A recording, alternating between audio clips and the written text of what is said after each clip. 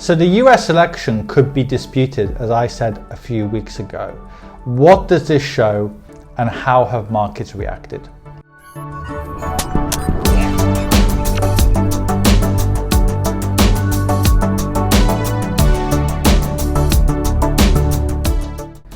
So I'm making this video on the morning after the US election, or at least morning European time. And the interesting thing is, it seems like there is not a clear winner. By the time you watch this video, there could be a clear winner.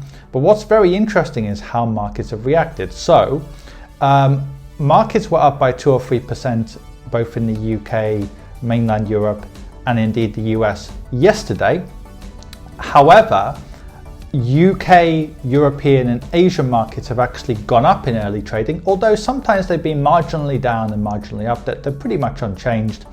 And US futures are actually showing they're going to be up or about even. Now this is completely contrary to the predictions that some people are making. Some people are saying, well, if there's a clear winner, markets will go up a lot potentially, or at least go up substantially.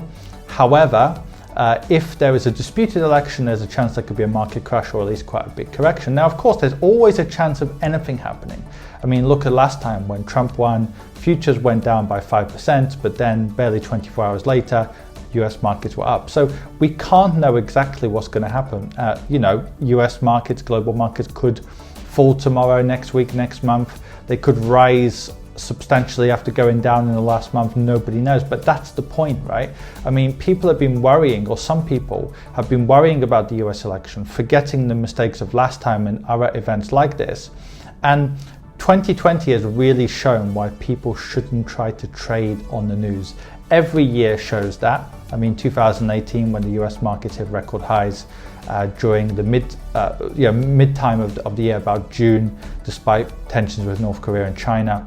That was another good example, and also they went up again during government shutdowns. But this year has been a perfect example that in 2020, US markets and many global markets hit records or close to record highs in February, despite the fact that coronavirus was going up in China and also Korea and Iran.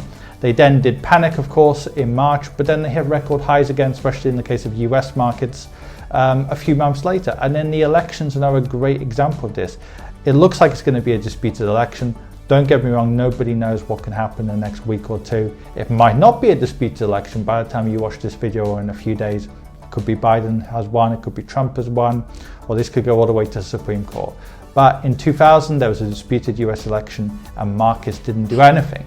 They were stagnant or went up a little bit. I'm not saying the same thing will happen again, but markets could realistically go up or down or go sideways, regardless of whether this is disputed or not.